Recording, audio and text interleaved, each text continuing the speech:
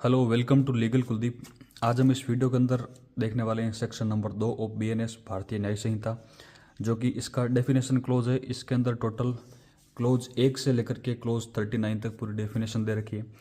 पुराने वाले आईपीसी में क्या हुआ करता कि बहुत ही अनसिस्टमेटिक तरीके से उनको डिफाइन किया गया था, लेकिन जो नई वाली आईपीसी है जिसको हम बीएनएस बोलते हैं, इसको एकदम अल्फ़ाबेटिकल ऑर्डर से, जैसे डिक्शनरी में जो वर्ड डिफाइन किए होते हैं स्पेलिंग वगैरह, उसी तरीके से, जैसे कि सबसे पहले लेटर ए वाले जो वर्ड आ रहे हैं, फिर बी वाले, सी वाले, ऐसे करके इनको डिफाइन किया गया है। इसका फ़ायदा ये है कि इसको थोड़ा याद करने में ईजी रह जाता है।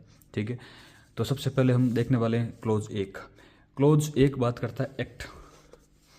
एक्ट क्या होता है? एक्ट इस संहिता में कहीं पर भी यदि एक्ट नाम आया है तो उसके अंदर एक सिंगल एक्ट के साथ साथ में सीरीज ऑफ एक्ट को भी इंक्लूड किया जाएगा। इसको हम एग्जाम्पल के माध्यम से समझते हैं कि जैसे मान लो कोई जेलर है जिसने किसी कैदी है उसको खाना नहीं दिया, ठीक है, या फिर मान लो कि उसको पीटा, ठीक है, उसको 1 दिन पीटा, 2 दिन पीटा, 3 दिन पीटा, 4 दिन पीटा, और उस कारण से उसकी डेथ हो गई। तो क्योंकि हर रोज़ एक एक्ट हो रहा है पीटने का, तो वो सीरीज ऑफ एक्ट उसका कारण बनती है किसी आदमी की डेथ का, तो उसमें वो चीज़ भी इंक्लूड होगी। मान लो किसी आदमी को एक बार चाकू घूम करके मार दिया उसको, तो वो वाला एक्ट और जो रोज़ उसको थोड़ा थोड़ा मारना, पीटना उसको, और फिर उसकी डेथ होती है, तो ये दोनों ही इसके अंदर इंक्लूड होती है। मतलब किसी एक्ट में एक सिंगल एक्ट और सीरीज ऑफ एक्ट दोनों ही शामिल होते हैं। ठीक है, अब दूसरा क्लोज जो की बात करता है एनिमल के बारे में।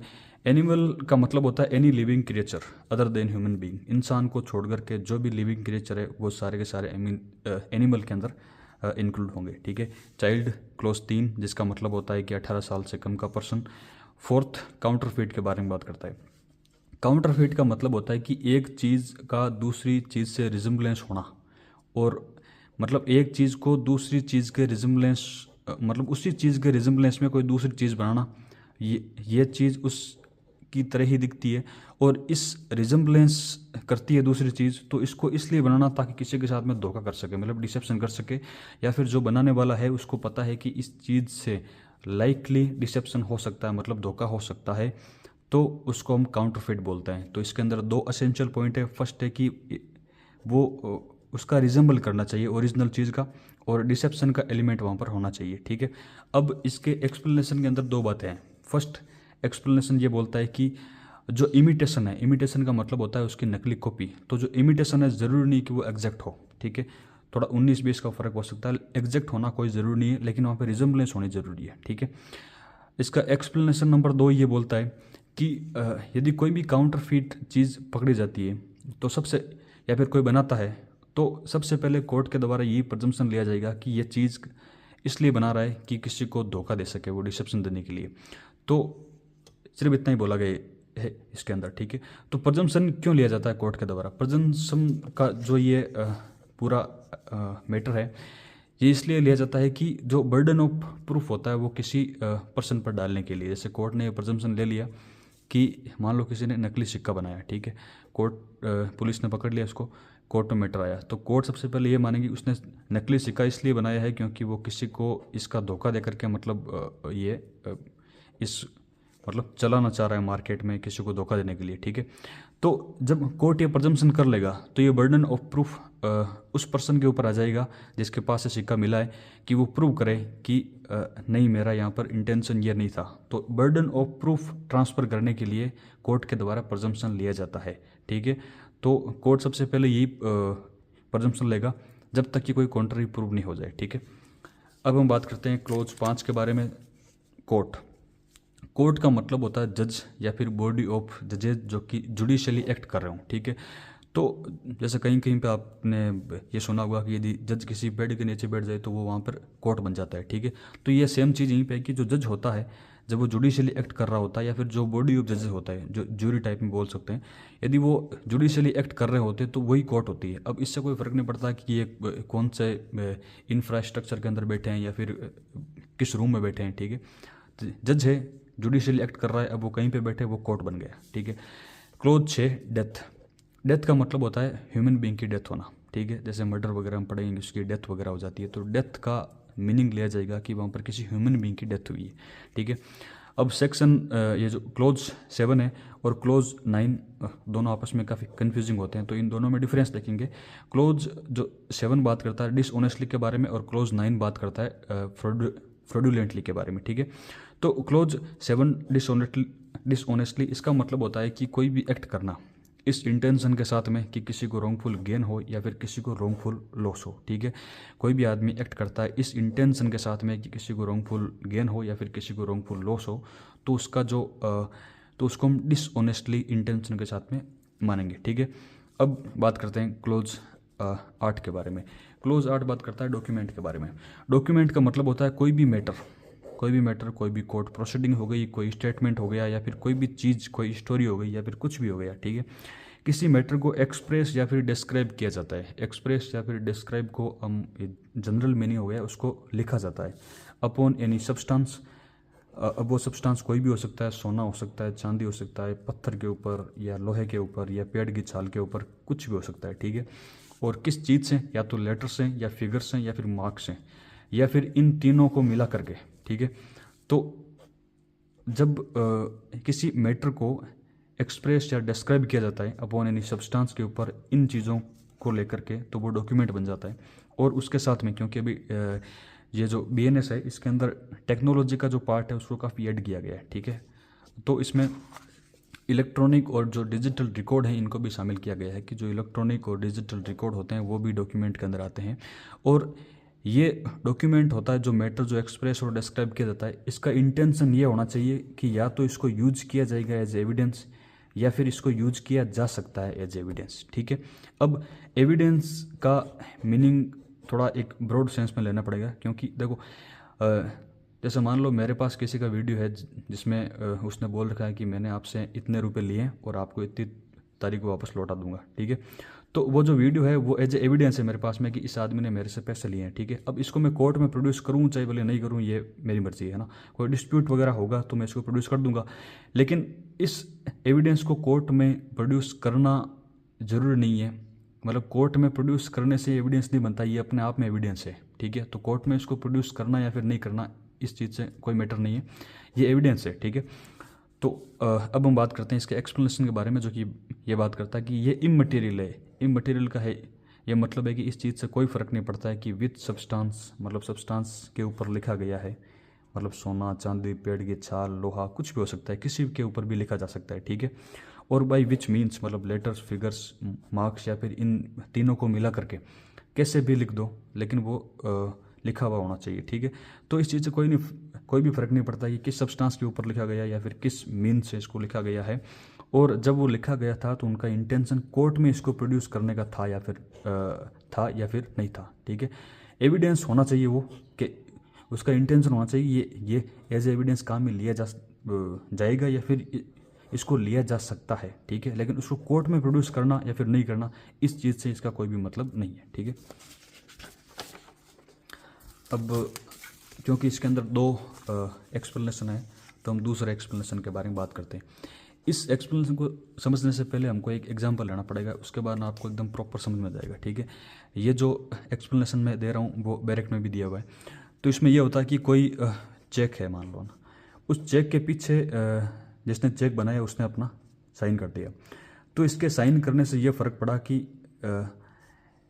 इस साइन करने से इस चेक का ये मीनिंग निकलता है कि ये चेक जिस पर्सन के पास में है, जो होल्डर ऑफ द चेक है, उसको कैश का भुगतान किया जाएगा, उसको पेमेंट की जाएगी, ठीक है, सिर्फ साइन करने से, ठीक है। पीछे साइन कर दिया तो जिसके पास में वो चेक होगा तो उसको ये पेमेंट दे दिया जाएगा, ठीक है, भले उसका नाम हो या नहीं हो, उसके पीछे साइन है तो वो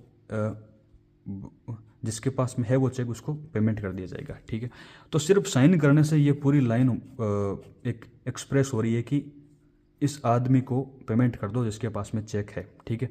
अब सिर्फ साइन में तो ये चीज़ें आ नहीं सकती, लेकिन ये साइन किस चीज़ को रिप्रेजेंट कर रहा है, ये इस चीज़ को रिप्रेजेंट कर रहा है कि जिसके पास में ये चेक है उसको पेमेंट कर दो, ठीक है। तो इस कंडीशन में ये बोलते हैं कि जब ये इसके पीछे साइन किया हुआ है तो इसको हम क्या मानेंगे, है ना। तो अब देखो, या तो मर्केंटाइल का मतलब होता है कि कोई बिजनेस के यूज़ में, ठीक है, या फिर अदर यूजेज। यहाँ वाला यूज है वो ये वाला है और यहाँ वाला जो यूज़ है वो प्रथा वाला है, कोई कस्टम के तौर पर ना, या तो कोई वहाँ कस्टम है, कोई प्रथा है वहाँ पर, या फिर मर्केंटाइल यूज़ में कोई साइन वगैरह को यूज़ करता है, ठीक है, उसका कुछ एक्चुअली मीनिंग होता है। जैसे यहाँ पे ये मीनिंग है कि इस आदमी को इतना पेमेंट कर दो, है ना, मतलब इस आदमी को इस चेक का भुगतान कर दो, ठीक है। तो ये जो पूरी लाइन मैंने बोली है, इसको लेटर फिगर या मार्क्स के द्वारा एक्सप्रेस मानी जाएगी, डीम्ड वहाँ पे मानी जाएगी, भले ही वो एक्चुअली यहाँ पर एक्सप्रेस नहीं हो, सिर्फ इस एक साइन से, ठीक है। तो मर्केंटाइल यूज़ वगैरह में उस पूरी स्टेटमेंट को उसी तरीके से माना जाएगा जैसे वो लेटर फिगर या मार्क्स के द्वारा उसको एक्सप्रेस किया गया है, भले ही उसको एक एज ए साइन उसको एक्सप्रेस किया गया है, ठीक है। तो उसको एक्चुअली माना जाएगा कि उसने भले एक्चुअली वो वहाँ पर प्रॉपर स्टेटमेंट ये चीज़ नहीं लिखा हुआ है कि उस ये पेमेंट इस आदमी को कर दो, लेकिन उसको माना जाएगा एक्सप्रेसली कि उसने लेटर्स फिगर और मार्क्स के द्वारा वहाँ पर ये चीज़ लिखी है, ठीक है। अब बात करते हैं क्लोज 9 के बारे में। क्लोज 9 ये बोलता है कि फ्रॉडुलेंटली का मतलब होता है कि किसी को इस इंटेंशन, मतलब सिर्फ कोई भी एक्ट करना डिफ्रॉड करने के इंटेंशन से, कोई भी एक्ट करना किसी को डिफ्रॉड करने के इंटेंशन से। हमने क्लोज 7 में एक वर्ड देखा था डिसऑनेस्टली, ठीक है। इन दोनों में काफ़ी कन्फ्यूजन होता है, तो इन दोनों में एक जो मेजर डिफरेंस ये है कि डिसऑनेस्टली में जो एक सीक्रेसी होती है या फिर जो एक कंसीलमेंट होता है वो हो चाहे या फिर ना हो, उस चीज़ से कोई फ़र्क नहीं पड़ता है, ठीक है। लेकिन फ्रॉडुलेंटली में वो जो पूरा मैटर होता है इसके अंदर एक फैक्ट को छिपाया जाता है, ठीक है।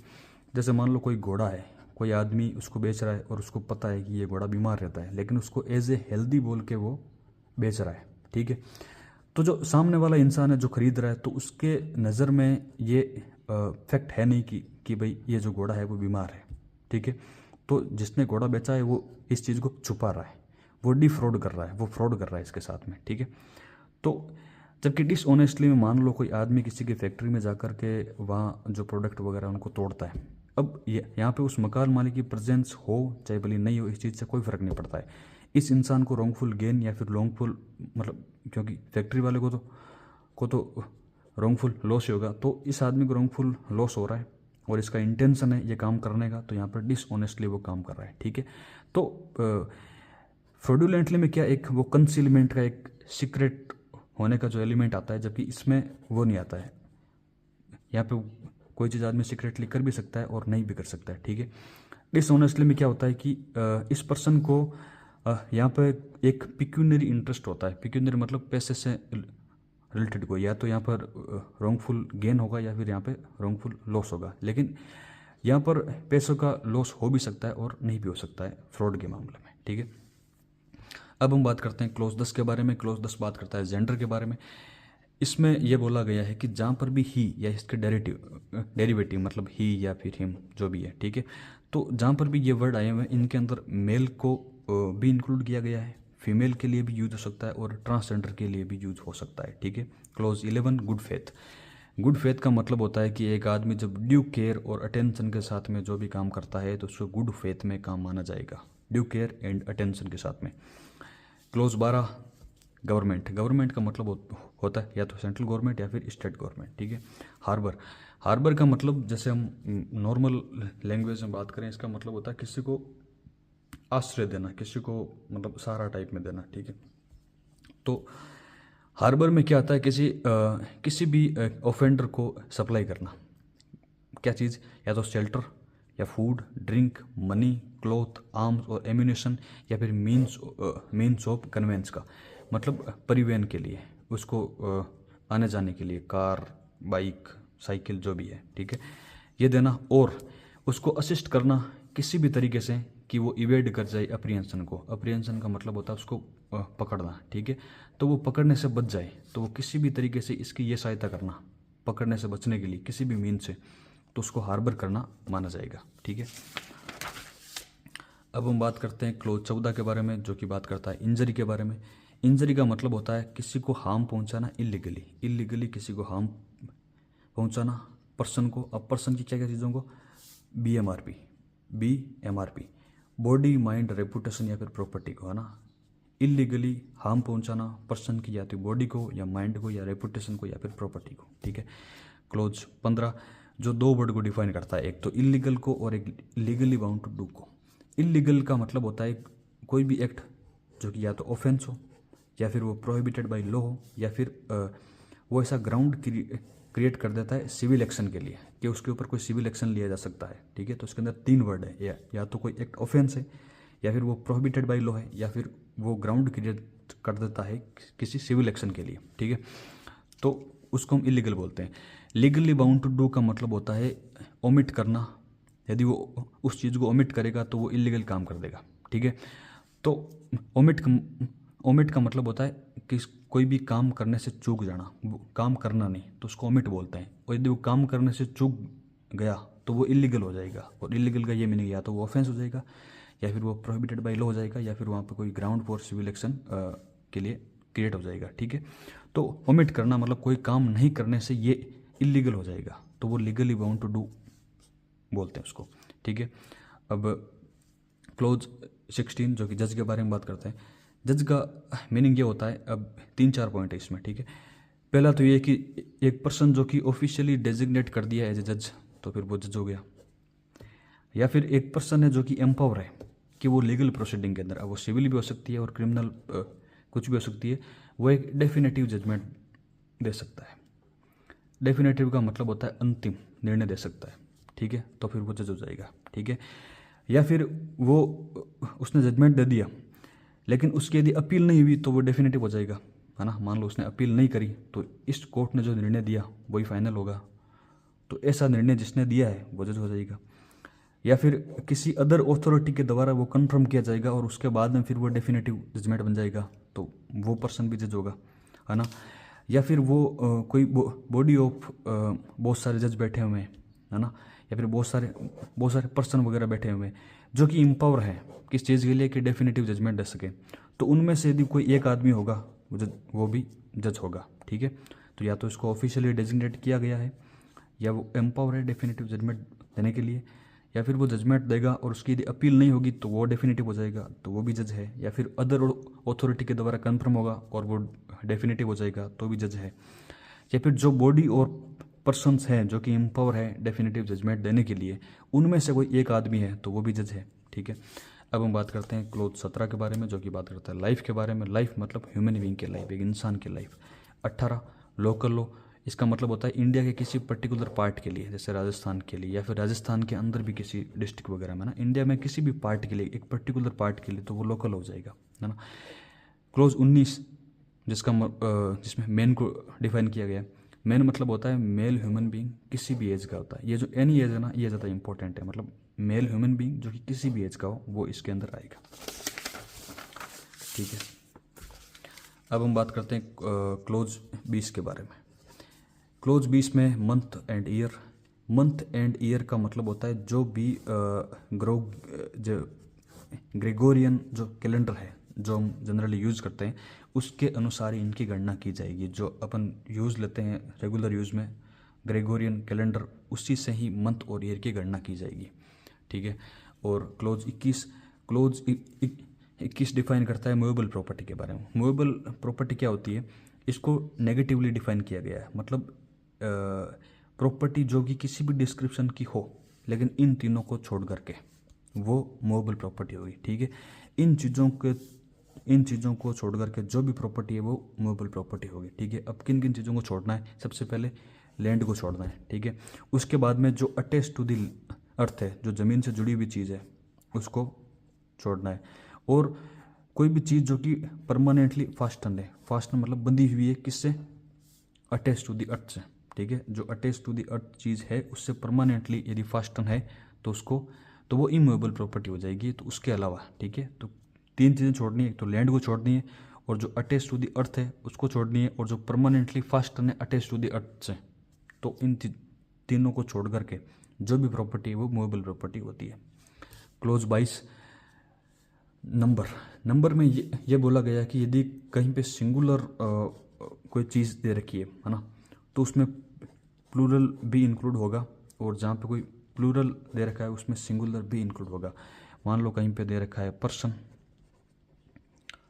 तो यदि एक पर्सन ने क्राइम किया तो भी वही सजा है, और मान लो पर्सन्स बहुत सारे लोगों ने मिलकर के ऑफेंस किया, है ना, तो इस पर्सन के अंदर ये पर्सन्स भी इंक्लूड होता है, मतलब जहाँ पे सिंगुलर है तो जैसे बोल दिया कि जो भी पर्सन ये काम करेगा उसको ये पनिशमेंट मिलेगी। अब ज़रूरी नहीं कि उस मान लो 5 लोगों ने मिलकर वो काम कर दिया तो उनको भी तो होगी ना वो सज़ा, ठीक है। तो पर्सन में ज़रूरी नहीं है कि उनमें सिर्फ उस एक पर्सन को ही होगी, ठीक है। तो इस सिंगुलर में प्लूरल भी इंक्लूड है और प्लूरल के अंदर सिंगुलर भी इंक्लूड है ना। अब बात करते हैं 23 के बारे में, क्लोज ओथ। ओथ का मतलब होता है, अब एक तो होता है सोलोमन अफर्मेशन। सोलोमन का मतलब होता है सत्यनिष्ठ, है ना। अफर्मेशन जो एक रेगुलर कोई किसी स्टेटमेंट को अफर्म कर रहा है, ठीक है, उसको पक्का कर रहा है, ठीक है। तो सोलोमन अफर्मेशन ये भी ओथ के अंदर इंक्लूड होती है। और कोई भी डिक्लेरेशन, है ना, जो कि लॉ ऑथोराइज करता है या फिर लॉ के द्वारा रिक्वायर्ड होता है किसी पब्लिक सर्वेंट के सामने लेना, ठीक है। कोई भी डिक्लेरेशन जिसमें लॉ या तो रिक्वायर्ड करता है या फिर लॉ जिसको एम्पावर करता है कि ऑथोराइज करता है कि वो पब्लिक सर्वेंट के सामने ले सकता है, वो ऐसा डिक्लेरेशन मेड कर सकता है, तो वो भी ओथ होगा। या फिर कोई ऐसा डिक्लेरेशन जो कि as a proof, as a proof, अब इस प्रूफ को कोर्ट में काम में लिया भी जा सकता है और नहीं भी लिया जा सकता है, ठीक है। तो एज ए प्रूफ किसी का डिक्लेरेशन करना वो भी ओथ के अंदर आता है, ठीक है। तो 3 चीज़ें हैं यहाँ पर, सोलोमन अफर्मेशन, डिक्लेरेशन जो कि पब्लिक सर्वेंट के सामने लिया जाता है, और डिक्लेरेशन किसी प्रूफ का, अब वो कोर्ट में प्रोड्यूस हो चाहे भले नहीं हो, ठीक है, वो ओथ के अंदर इंक्लूड होता है, ठीक है। अब बात करते हैं क्लोज 24 के बारे में, जो कि बात करता है ऑफेंस के बारे में। अब क्या क्या चीज़ ऑफेंस है। सबसे पहली चीज़, एक्ट जो पनिशेबल बाई दिस संहिता है। इस संहिता में जो भी एक्ट पनिशेबल है वो ऑफेंस होगा, ठीक है। अब इसका क्लोज ए और बी ये बात करता है कि चैप्टर 3 और कुछ सेक्शन हैं जो आपको रटने पड़ेंगे, ठीक है। मतलब उसमें 15-20 साइड तक सेक्शन वगैरह दे रखे हैं। तो चैप्टर 3 और इसमें जहाँ पर भी ऑफेंस वर्ड का यूज हुआ है तो वहाँ पर इस संहिता में जो पनिशेबल एक्ट है वो भी, और स्पेशल लॉ या फिर लोकल लॉ वहाँ पर जो पनिशमेंट है, जहाँ पर जो वहाँ पर जो पनिशेबल एक्ट है उसको ऑफेंस माना गया है, ठीक है। ऊपर वाले पॉइंट में सिर्फ इतना दे रखा है कि इस संहिता में जो भी पनिशेबल एक्ट है, ठीक है। लेकिन चैप्टर 3 और ये जो पर्टिकुलर सेक्शन दे रखे हैं इसमें यदि ऑफेंस का जो वर्ड यूज हुआ है तो इसमें इस संहिता में जो पनिशेबल एक्ट है उसको भी इंक्लूड किया गया है, और जो स्पेशल लॉ के अंदर पनिशेबल एक्ट है उसको भी इंक्लूड किया गया है, और जो लोकल एक्ट है, जो लोकल लॉ है उसमें जिसको पनिशेबल बताया गया है वो ऑफेंस की कैटेगरी में आएंगे, ठीक है। और कुछ सेक्शन यहाँ पे हैं, 15-20 और सेक्शन है जिनको आपको रटना पड़ेगा। उसमें क्या होता है कि स्पेशल लॉ और लोकल लॉ में वो पनिशेबल तो हैं लेकिन उनकी जो पनिशमेंट होती है वो 6 महीने और उससे ज़्यादा की होनी चाहिए। यदि इससे कम वाले हैं तो उनको ऑफेंस की कैटेगरी में नहीं माना जाएगा, लेकिन यदि वो 6 मंथ और मोर टर्म के लिए पनिशेबल हैं तो उनको ऑफेंस की कैटेगरी में माना जाएगा, ठीक है। अब हम बात करते हैं क्लोज 25 के बारे में, ओमिशन। इसमें सेम टू सेम वही फंडा अप्लाई होता है एक्ट वाला कि सिंगल एक्ट और सीरीज ऑफ एक्ट। इसमें ओमिशन में सिंगल ओमिशन और सीरीज ऑफ ओमिशन भी इंक्लूड होती है, ठीक है। जैसे कि कोई जेलर है, उसके अंडर में कोई प्रिजनर है, ठीक है, तो उसने इसको एक दिन खाना नहीं दिया तो ये ओमिशन हो गया उसका, ठीक है, एक बार का। अब वो लगातार 7-8 दिन तक कर रहा है और इस रीजन से उसकी डेथ हो गई, माना, तो वो मर्डर के लिए लाइबल होगा। तो इसमें सिंगल ओमिशन के साथ साथ में सीरीज ऑफ ओमिशन भी इंक्लूड होती है। Close 26, person. पर्सन में क्या क्या देखो, पर्सन में नेचुरल पर्सन तो इंक्लूड होता ही है, ठीक है। अब क्योंकि आप जब इसकी डेफिनेशन को देखोगे तो आप उसमें देखना कि ये वर्ड इंक्लूड वहाँ पर यूज हुआ है, ठीक है। तो इनको हम बोलते हैं इंक्लूसिव डेफिनेशन, ठीक है। एक जो मीन्स लिखी होती है उनका मतलब होता है एग्जैक्ट यही जो सामने दे रखा है, जो एलिमेंट दे रखे हैं वही सिर्फ, ठीक है। जहाँ पे इंक्लूड होता है वो होती है इंक्लूसिव डेफिनेशन। उसमें क्या होता है कि ये बोल दिया कि ये पर्टिकुलर चीज़ तो इंक्लूड है ही है, इसके अलावा भी चीज़ें जो एक बेसिक ऑर्डिनरी सेंस में जो इंक्लूड होती है वो वाली चीज़ें भी इसमें इंक्लूड है।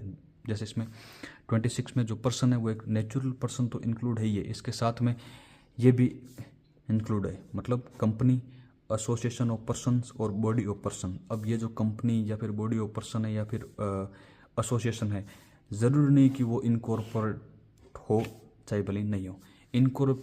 इनकॉर्पोरेट वो होता है जब कंपनी रजिस्टर्ड वगैरह हो जाती है, ठीक है।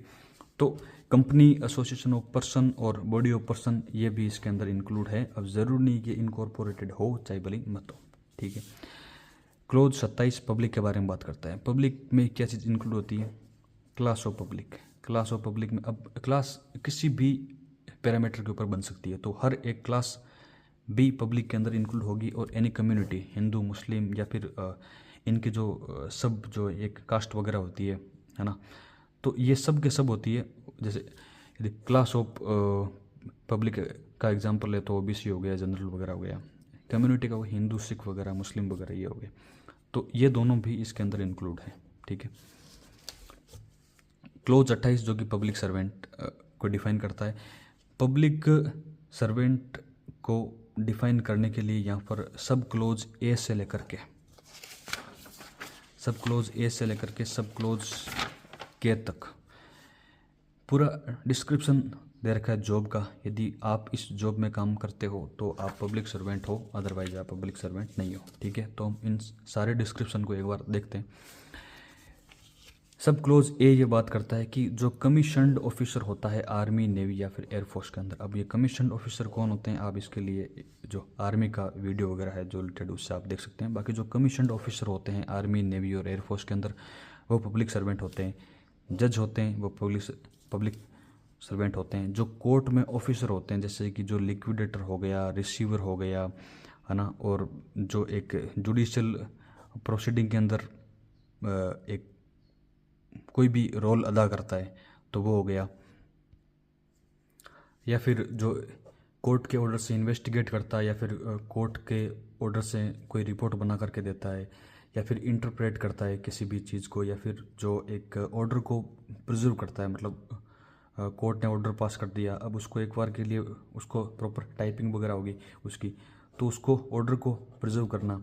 या फिर जो कमिश्नर हो गया, कोर्ट के द्वारा एक कोई कमीशन तैयार किया जाता है, मान लो कोई एविडेंस लेने के लिए या फिर किसी जगह भेजने के लिए किसी का, है ना, तो वहाँ पर एक कमीशन होता है। तो उस कमीशन में जो भी पर्सन होते हैं वो सारे के सारे कोर्ट ऑफिसर की जो कोर्ट ऑफिसर होते हैं वो सारे के सारे पब्लिक सर्वेंट में आते हैं, ठीक है।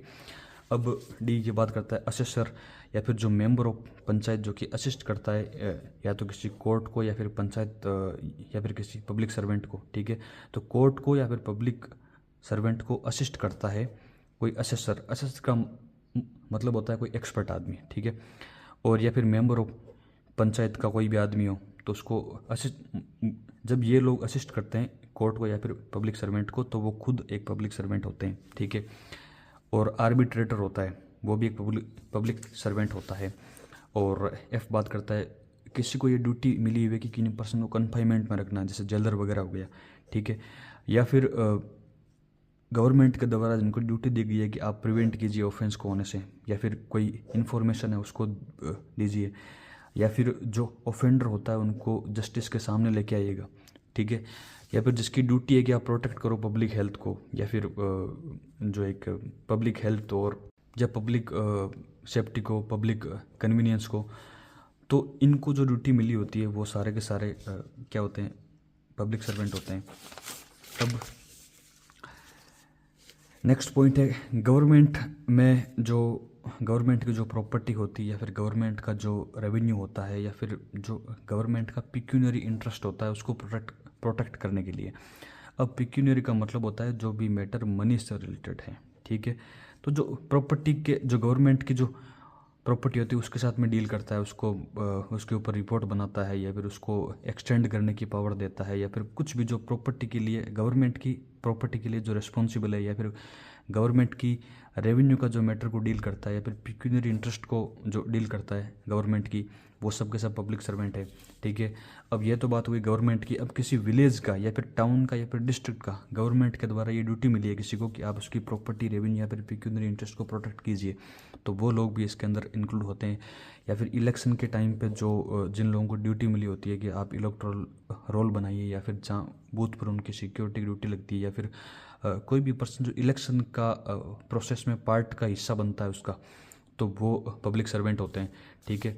और के बात करता है कि एक ऐसा पर्सन जिसको गवर्नमेंट में ड्यूटी मिली है और वो गवर्नमेंट की सर्विस में है, या फिर गवर्नमेंट जिसको पे करती है या उसको फीस देती है या फिर उसको कमीशन देती है।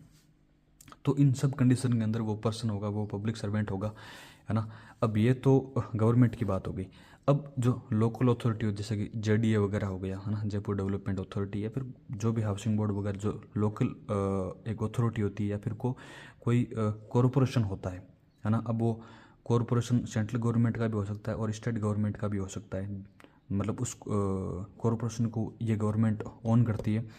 तो ये जब उसके सर्विस पे या फीस या फिर कमीशन पर काम करते हैं, तो वो सब के सब लोग क्या होते हैं, पब्लिक सर्वेंट होते हैं। ठीक है, अब इसको पूरी लिस्ट को वापस पढ़ना तो आपको एक और क्लियरिटी मिल जाएगी, क्योंकि इस वाले पॉइंट में शॉर्ट इसका यही मीनिंग निकलता है कि जो प्रॉपर्टी रेवेन्यू या फिर इनसे डील करता है। लेकिन आप इसमें पढ़ेंगे तो और भी चीज़ें आएगी, लेकिन मेरे हिसाब से वो ज़्यादा इंपॉर्टेंट है नहीं। जो आपको जो बेसिक जो इसका क्रक्स है वो मैंने आपको यहाँ पर बता दिया। ठीक है, अब इसका डेफिनेशन क्लोज का एक एक्सप्लेनेशन भी है।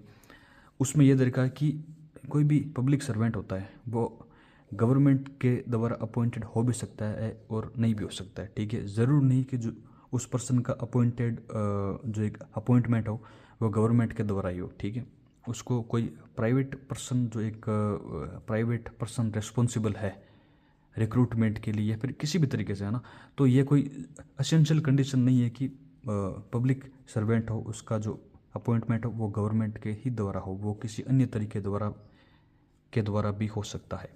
ठीक है, मान लो कोई पब्लिक सर्वेंट है, उसकी अपॉइंटमेंट में कोई लीगल इफेक्ट है, लेकिन वो गवर्नमेंट की डॉक्यूमेंट वगैरह में वो एक्चुअल पोजीशन रखता है किसी पब्लिक ड्यूटी का, है ना, तो वो पब्लिक सर्वेंट होता है। ठीक है, उसके कुछ लीगल डिफेक्ट है उसके अपॉइंटमेंट वगैरह में, लेकिन यदि वो पब्लिक सर्वेंट है, वो अपनी एक्चुअल पोजीशन में है, ठीक है, वो एक्चुअल पोजीशन है उसके पास में उस ड्यूटी के लिए, उसको पब्लिक सर्वेंट का, ठीक है, तो वो पब्लिक सर्वेंट होता है, भले ही उसके कुछ लीगल डिफेक्ट हो। अब ये काम गवर्नमेंट का है कि उसको निकालना है, किस प्रक्रिया से उस पर कौन सा एक्शन लेना है। लेकिन कुछ लीगल डिफेक्ट होते हुए भी यदि वो एक्चुअल पोजीशन में है, तो वो उस पब्लिक सर्वेंट के यदि एक्चुअल पोजीशन में है तो वो पब्लिक सर्वेंट होता है, भले ही उसके लीगल डिफेक्ट भले ही हो उसके अपॉइंटमेंट में। ठीक है, यहाँ पर ये जो वर्ड इलेक्शन यूज हुआ है, इसका क्या मीनिंग होता है? इसका ये मीनिंग होता है इलेक्शन कोई भी लेजिस्लेटिव का, एमपी या फिर एमएलए का, मतलब जो अपनी विधानसभा का हो या फिर संसद का हो, इन दोनों के लिए, या फिर कोई म्यूनसिपलिटी का हो या फिर अदर पब्लिक अथॉरिटी का हो, पब्लिक अथॉरिटी होनी चाहिए, उसका इलेक्शन हो, तो इसका मीनिंग ये इस मीनिंग में इंक्लूड होंगे, मतलब लेजिस्लेचर के, म्यूनसिपलिटी के और अदर पब्लिक अथॉरिटी के। ठीक है, अब बात करते हैं क्लोज 29 के बारे में। क्लोज 29 ये बोलता है कि रीज़न टू बिलीव क्या होता है। रीज़न टू बिलीव का मतलब होता है किसी के पास मेरी सफिशिएंट कोज है किसी चीज़ का बिलीव करने के लिए। सफिशिएंट कोज का मतलब होता है कारण है, उसके पास में सफिशिएंट कारण है किसी चीज़ को बिलीव करने का, तो उसको रीज़न टू बिलीव बोलते हैं। ठीक है, क्लोज 30 उसका स्पेशल लॉ का मतलब होता है कोई पर्टिकुलर सब्जेक्ट के लिए, जैसे कि एनडीपीसी ये ड्रग्स वगैरह के लिए बनाया हुआ होता है। ठीक है, और 31 क्लोज ये बोलता है वैल्यूएबल सिक्योरिटी क्या होती है। वैल्यूएबल सिक्योरिटी को होता तो एक डॉक्यूमेंट ही है। ठीक है, तो ये डॉक्यूमेंट में क्या होता है कि कोई या तो लीगल राइट होता है, वो या तो क्रिएट होता है या एक्सटेंड होता है या ट्रांसफर्ड होता है या रेस्ट्रिक्टेड होता है या एक्सटिंग्विश होता है या रिलीज होता है। ठीक है, कोई डॉक्यूमेंट है इसमें लीगल राइट ये सब होता है, तो वो एक वैल्यूएबल सिक्योरिटी होती है। जैसे फॉर एग्जांपल आपको एग्जांपल दूँ तो जैसे लीगल राइट ट्रांसफ़र होना, इसका मतलब क्या होता है? इसका मतलब होता है कि किसी पर्सन के पास में ये हक है कि वो प्रॉपर्टी उसकी है, ठीक है, लेकिन वो किसी और को प्रॉपर्टी बेच के या फिर एज ए गिफ्ट उसका जो ओनरशिप है तो उस पर्सन को ट्रांसफ़र कर देता है, तो अपना जो लीगल राइट है उसके ऊपर वो उसको ट्रांसफ़र कर देता है। ठीक है, तो इसी तरीके से लीगल राइट जहाँ पे क्रिएट होता है या एक्सटेंड होता है या ट्रांसफ़र होता है, रेस्ट्रिक्ट होता है या एक्सटिंग्विश होता है, मतलब ख़त्म होता है या रिलीज़ होता है उस डॉक्यूमेंट में, तो वो वैल्यूएबल सिक्योरिटी होता है। या फिर उस डॉक्यूमेंट के अंदर कोई पर्सन ये एक्नॉलेज करता है कि मेरी ये लीगल लाइबिलिटी है। मान लो एक पर्सन ने किसी डॉक्यूमेंट स्टाम्प के ऊपर ये लिख दिया कि मैंने इस आदमी से 50,000 रुपये लिए हैं, तो वो और मैं इसको देने के लिए लाइबल हूँ, तो उसकी वहाँ पर एक लीगल लाइबिलिटी क्रिएट हो जाती है। ठीक है, तो वो भी एक वैल्यूएबल सिक्योरिटी होता है। या फिर वो एक्नॉलेज करता है कि उसके पास में कोई सर्टेन राइट नहीं है, है ना। मान लो वो ज़मीन का बंटवारा हो रहा है, किसी आदमी ने ये बोल दिया कि इस जो जो मेरे पोर्शन में आ रहा है इसका मैं हक त्याग करता हूँ, ठीक है, ये इस चीज़ के ऊपर मेरा कोई भी लीगल राइट नहीं रहेगा, ठीक है। तो वो सर्टेन राइट होता है, उसको एक्नोलेज करता है कि उसके पास में अब वो नहीं है, तो भी वो एक डॉक्यूमेंट होता है, वो वैल्यूएबल सिक्योरिटी होता है, ठीक है। क्लोज 32 जो कि वेसल के बारे में बात करता है। वेसल का मतलब होता है जो एक ऐसी जो चीज़ है जो कन्वेंस के लिए काम आती है वाटर में। कन्वेंस का मतलब होता है एक जगह से दूसरी जगह पर जाना वाटर में, किसके लिए, या तो ह्यूमन बीइंग के लिए या फिर किसी प्रॉपर्टी के लिए, तो उसको वेसल बोलते हैं, ठीक है। कन्वेंस बाय वाटर या तो ह्यूमन बीइंग के लिए या फिर प्रॉपर्टी के लिए। 33 वॉलेंट्री, किसी चीज़ को वॉलेंट्री कब माना जाएगा, जब उसके पास भी या तो इंटेंशन है, वो मतलब किसी एक्ट को कब वॉलेंट्री माना जाएगा, यदि उसने पर्सन ने विथ इंटेंशन वो काम किया, उसको पता है कि वो क्या कर रहा है, या फिर नॉलेज के साथ में उसे इस चीज़ का पता है कि यदि मैंने ऐसा किया तो इसका कॉन्सिक्वेंस ये होगा। तो या तो उसके पास में इंटेंशन है, या फिर उसके पास में नॉलेज है, या रीज़न टू बिलीव है कि मेरे ऐसे करने से ये चीज़ ऐसा होगी, और उसके पास में वो सफिशिएंट रीज़न है, सफिशिएंट कोज है। तो या तो रीज़न टू बिलीव है, या नॉलेज है, या फिर इंटेंशन है, तो उसको वॉलेंटरी काम होना माना जाएगा, ठीक है। क्लोज 34 जो कि बात करता है विल के बारे में। विल का मतलब होता है टेस्टामेंट्री डॉक्यूमेंट। टेस्टामेंट्री का मतलब होता है, इस टेस्टामेंट्री का मतलब होता है कि अपने मौत के बाद में किसके पास में कोई प्रॉपर्टी या किस तरीके से वो डिस्ट्रीब्यूट होगी, तो उस जो टेस्टामेंट्री डॉक्यूमेंट होता है वही विल होता है, ठीक है। 35 वुमन। वुमन का मतलब होता है female human being of any as. Female human being of any as, किसी भी एज की हो सकती है। 36 डिफाइन करता है रॉन्गफुल गेन को। रॉन्गफुल गेन का मतलब होता है कि अनलॉफुल मीन्स से कोई भी पर्सन गेन करता है जिसके लिए वो लीगली एंटाइटल नहीं है, ठीक है। एक पर्सन ने वो किसी चीज़ के लिए लीगली एंटाइटल नहीं है, फिर भी उसको वो गेन करता है अनलॉफुल मीन्स से, तो उसको रॉन्गफुल गेन माना जाएगा। रॉन्गफुल लॉस का मतलब होता है कि अनलॉफुल मीन्स से कोई भी पर्सन किसी भी पर्सन को लॉस होता है जिसके लिए वो लीगली एंटाइटल है। एक पर्सन है जिसके लिए वो जो किसी चीज़ के लिए लीगली एंटाइटल है, लेकिन फिर भी उसका लॉस होता है अनलॉफुल मीन्स से, तो फिर उसका रॉन्गफुल लॉस माना जाएगा, ठीक है। अब बात करते हैं हम क्लोज 38 की, जो कि दो वर्ड को डिफाइन करता है, गेनिंग रॉन्गफुली और लूजिंग रॉन्गफुली। गेनिंग रॉन्गफुली का मतलब होता है या तो रॉन्गफुल तरीके से किसी भी चीज़ को या तो रिटेन करना या फिर एक्वायर करना, ठीक है। एक्वायर करना मतलब उसको अपने पास में लेना रॉन्गफुल तरीके से, तो उसको गेनिंग रॉन्गफुली बोलते हैं। रिटेन करने का ये मतलब हो गया कि एक टाइम था जब उसको पता नहीं था कि ये चीज़ मेरे पास गलत तरीके से आई है ना, लेकिन जब उसको पता लग गया कि ये चीज़ मेरे पास में नहीं रहनी चाहिए, लेकिन उसके बाद में भी रॉन्गफुली उसको अपने पास में रखता है, उसको रिटेन करता है, अपने पास में बनाए रखता है, या फिर उसको स्टार्टिंग से ही एक्वायर करता है रॉन्गफुली, तो उसको गेनिंग रॉन्गफुली बोलते हैं, ठीक है। लूजिंग रॉन्गफुली का क्या मतलब होता है, किसी पर्सन को, है ना, रॉन्गफुली किसी भी पर्सन को केप्ट आउट रखा जाता है प्रॉपर्टी से, उसको बाहर रखा जाता है, ठीक है। डिप्राइव्ड रखा जाता है उस प्रॉपर्टी से, मतलब उसको वंचित रखा जाता है, तो उसको हम बोलते हैं कि वो उस पर्सन को जो लॉस हो रहा है वो लूजिंग रॉन्गफुली यहाँ पे डिफाइन होता है कि उसको kept out of this property या फिर उसको डिप्राइव्ड रखा जाता है इस प्रॉपर्टी से रॉन्गफुली, तो उसको हम लूजिंग रॉन्गफुली बना बोलते हैं। क्लोज 39 ये बोलता है कि कोई भी वर्ड या फिर एक्सप्रेशन जो कि इस एक्ट में यूज हुआ, इस संहिता में यूज हुआ है ना, लेकिन उसको डिफाइन नहीं किया गया है, ठीक है। यहाँ पे 38 तक बहुत सारे वर्ड को डिफाइन कर दिया, लेकिन बहुत सारे वर्ड इसके बाद में बचेंगे जिनको यहाँ पे डिफाइन किया हुआ नहीं है, ठीक है। जैसे कि जो डिजिटल रिकॉर्ड है उसका क्या मीनिंग होगा, है ना। तो ये क्लोज ये बोलता है कि जो भी वर्ड एक्सप्रेशन यहाँ पर यूज़ हुए हैं लेकिन यहाँ पर डिफाइन नहीं किया गया है, तो उनका मीनिंग जो आईटी एक्ट में दे रखा है या फिर BNSS जो नए वाली CRPC है, BNSS या फिर आईटी एक्ट में यदि उनका मीनिंग दे रखा है, तो यहाँ पर उनका वही मीनिंग होगा जो कि आईटी एक्ट में दिया हुआ है या फिर जो BNS में दिया हुआ है, ठीक है। तो ये जो वीडियो है वो ख़त्म हो गया है सेक्शन 2 के साथ में। अब हम आगे आने वाली वीडियो में सेक्शन 3, 4, 5 चैप्टर वाइज पूरा का पूरा जो BNS जो संहिता है उसको कंप्लीट करने वाले हैं। Thank you.